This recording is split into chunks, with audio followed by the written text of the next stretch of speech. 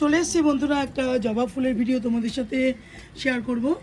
Bangalore variety জবাতে সুন্দর করে দেখো, এখনও ফুটছে খুব ভালো করে, আর অনেক অনেক কুড়ি রয়েছে গাছ ভর্তি। আর এখন যে কাজটা আমরা তোমাদের করে দেখাবো সেটা হচ্ছে দেশি জবা। এতদিন ডরমেন্ট পিরিয়ডে থাকার পর এই যে কুড়িগুলো দিচ্ছে, এখন কিন্তু আমি কুড়িগুলো নেব না, আগে গাছটার অবস্থা দেখো।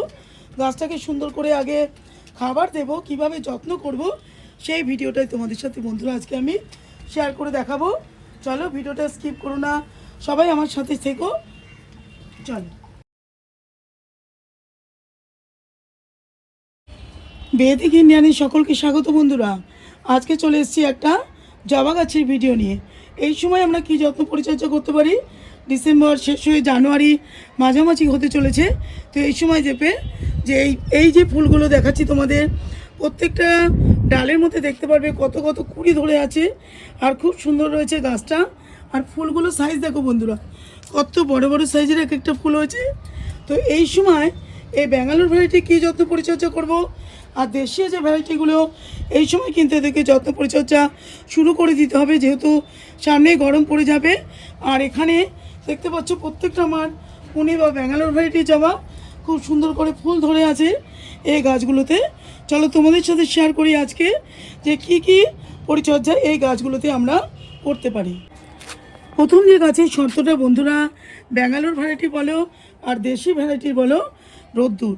গাছে যদি আমরা পর্যাপ্ত পরিমাণে বন্ধুরা রোদ্দুর দিতে পারি, প্রায় 6-7 ঘন্টা, সে ফুলের গাছ হোক বা ফলের গাছ হোক, খুব সুন্দর করে প্রত্যেকটা ব্রাঞ্চের মধ্যে কুড়ি লক্ষ্য করতে পারবে।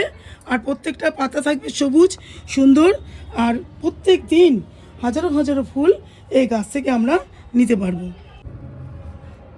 আমার গাছগুলো বন্ধুরা ছাদের মধ্যে রেখেছি, যার জন্য আগে আমি নিচে রেখেছিলাম, মানে আমাদের যে বাড়ির যে বাউন্ডারি ছিল সেখানে গাছগুলো রাখাতে কিন্তু একটা দুটো করে বন্ধুরা ফুল দিচ্ছিল। যখনই আমি ছাদে গাছগুলো এনেছি, পর্যাপ্ত পরিমাণে প্রচুর পরিমাণে রোদ্দুর পাওয়ার জন্য বন্ধুরা লক্ষ্য করতে পারবে, দেখো কি পরিমাণে এর মধ্যে প্রত্যেকটা ব্রাঞ্চে বন্ধুরা কুড়ি ধরে আছে। প্রত্যেকটা ব্রাঞ্চ লক্ষ্য করলে দেখতে পারবে, আর প্রচুর পরিমাণে ফুল দিচ্ছে, আর গাছের পাতা চকচকে সবুজ রয়েছে, একটাও কিন্তু পোকাতে আক্রান্ত নেই। দেখো বন্ধুরা, দ্বিতীয় শর্তটা যেটা বলছি সেটা হচ্ছে গাছের টবের মাটি। এই যে দেখতে পাচ্ছ কত সুন্দর রয়েছে মাটিটা ঝুরঝুরে। আমি কিন্তু 2 ঘন্টা আগে জল দিয়ে গেছি, চ্যাপচ্যাপে ভেজা নেই বন্ধুরা। খেয়াল করলে একটুখানি দেখো, তোমাদের দেখাচ্ছি মাটিটাকে। এই সামনে কিন্তু শিকড়ে ভর্তি হয়ে আছে বন্ধুরা, এই দেখো। একটুখানি যদি আমি এটা দিয়ে নিড়ানি দিয়ে খুশি, তাহলে এখানে সাদা সাদা শিকড়গুলো দেখা যাচ্ছে।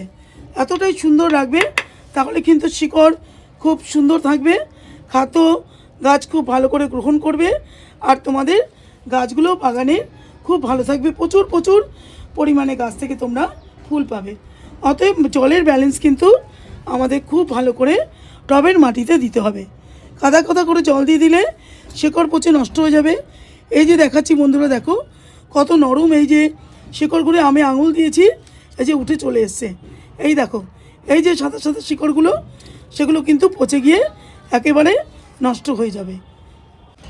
মাঝে মাঝে কি করবে বন্ধুরা, এরকম নিড়ানি দিয়ে গাছের টবের মাটিটা সুন্দর করে এইভাবে আস্তে আস্তে করে এটাকে একটু খুশে দেবে।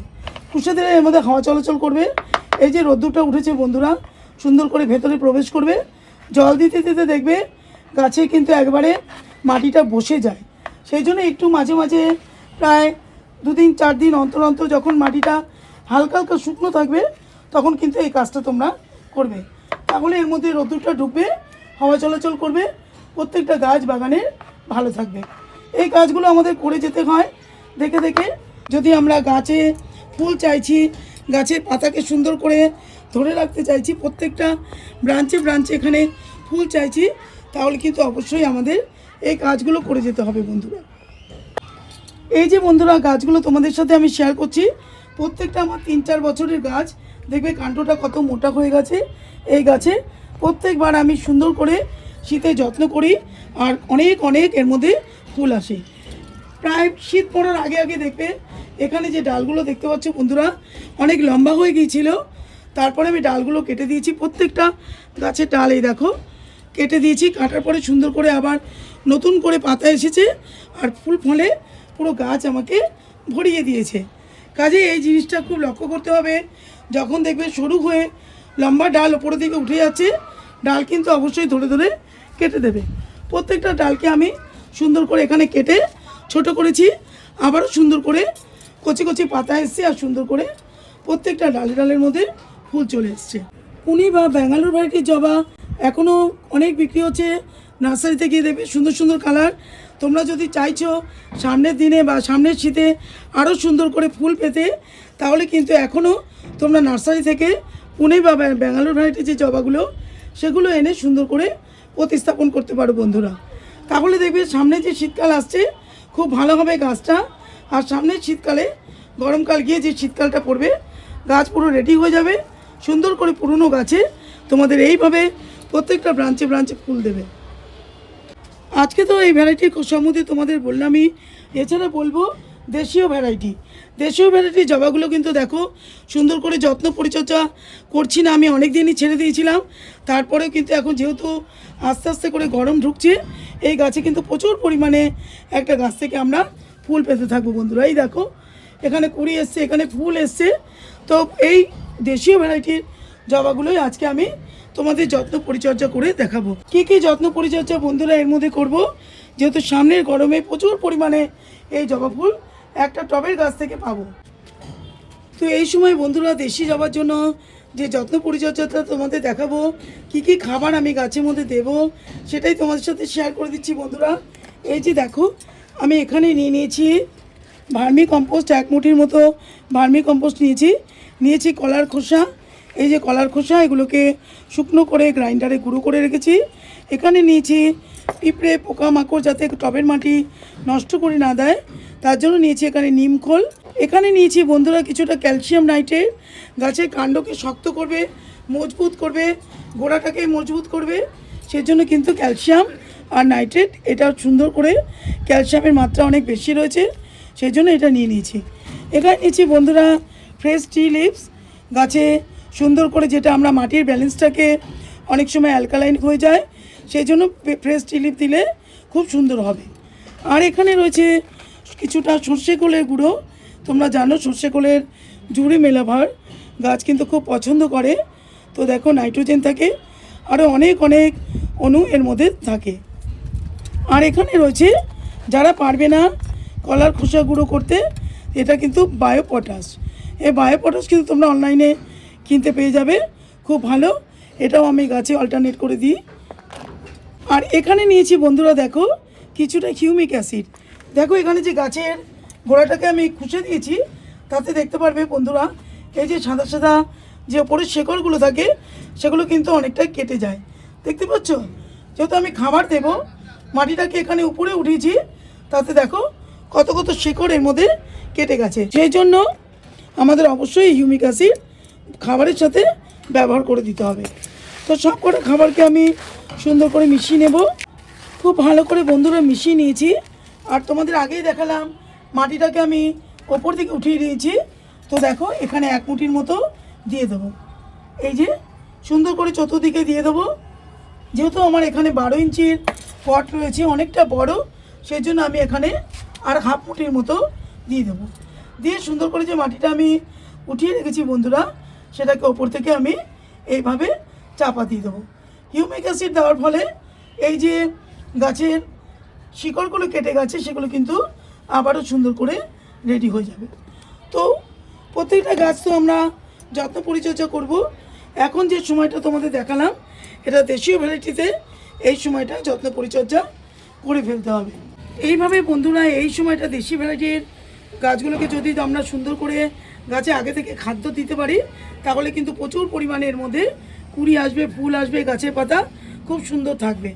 আর যে দেখো জিনিসগুলো তোমাদের দেখাচ্ছি বন্ধুরা, জবা গাছের মারণ রোগ, এই যে প্রত্যেকটা গাছের পাতার পেছনে দেখতে পারবে পোকায় আক্রান্ত হয়েছে। এই যে দেখাচ্ছি বন্ধুরা, দেখো কী পরিমাণ এর মধ্যে প্রত্যেক 3 দিন 4 দিন অন্তর কিন্তু আমি ওষুধ প্রয়োগ করি, তারপরে এর মধ্যে দেখো সাদা মাছি পুরো ভর্তি হয়ে আছে। তাই সেজন্য কি করবে, অবশ্যই এগুলোকে পাতা উল্টে উল্টে দেখবে। যে এখানেও দেখতে পাচ্ছি প্রায় গাছে পাতার মধ্যে, এই গাছটাতে আমি দেখতে পাচ্ছি এই দেশীয় ভ্যারাইটিগুলো, এর মধ্যে কিন্তু মিলিবাগ বা সাদা মাছিতে এই যে এইভাবে আক্রান্ত হয়ে আছে বন্ধুরা। এগুলো থেকে গাছকে রক্ষা করতে বন্ধুরা আমাদের অবশ্যই পোকার ওষুধ দিতে হবে।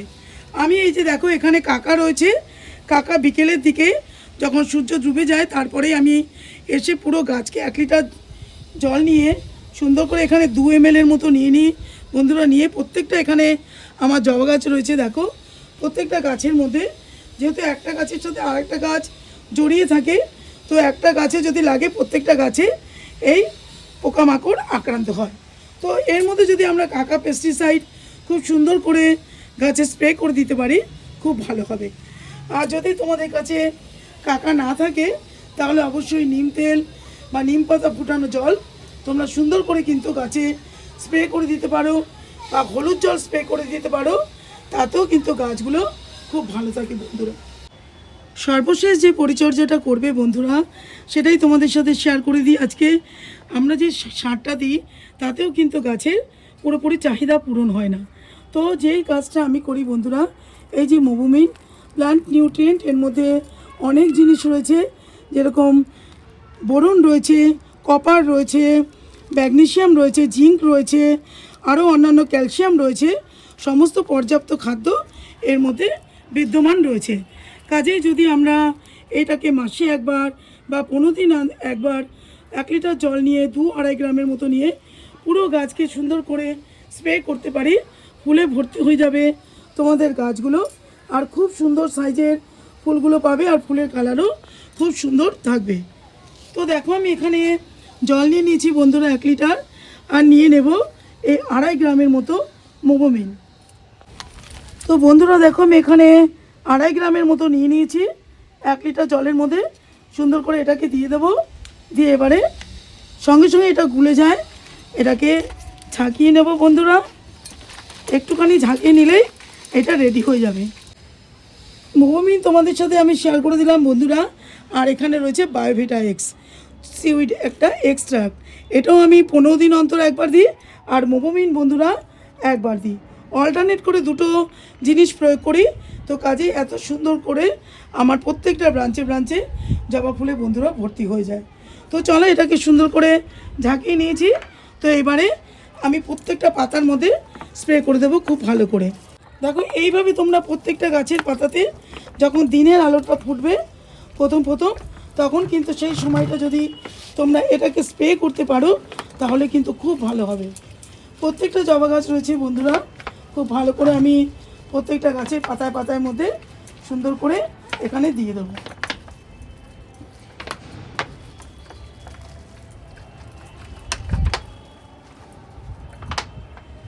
জবা গাছ কিন্তু একটু খাদ্য পছন্দ করে মানে জবা গাছে যেহেতু এত এত কুড়ি আসে, ফুল দেয়, অতএব সেই অনুযায়ী গাছের টবের মাটিতে আমাদের খাদ্য প্রয়োগ অবশ্যই করতে হয়। এরকম বড় বড় সাইজের যদি আমরা ফুল পেতে চাই অবশ্যই এই নিউট্রিয়েন্টটা আমাদের প্রয়োগ করতে হয়। এখানে বন্ধুরা দুটো গাছ আমি নতুন রোপণ করেছি, দেখো কিছুদিন আগে এই গাছগুলোকে নিয়ে এসেছি, সুন্দর করে এর মধ্যে দেখো কত কত কুড়ি এই যে বন্ধুরা ভর্তি হয়ে গেছে। এটাতেও হয়েছে, আর এই যে এটাও তোমাদের সাথে শেয়ার করে দিই, এটাতেও দেখো সুন্দর করে গাছে কত কত পরিমাণে কুড়ি ধরেছে। তো এটাই ছিল আজকে আমার জবা গাছের ভিডিও বন্ধুরা। তোমরা এতক্ষণ ধরে ভিডিওটা দেখার জন্য তোমাদেরকে অসংখ্য ধন্যবাদ। আবারও চলে আসবো একটা নতুন ভিডিও নিয়ে, ততক্ষণের জন্য বন্ধুরা রাখবো টাটা। সকলে খুব ভালো থেকো, ভগবানের কাছে এই প্রার্থনা করি। টাটা বন্ধুরা।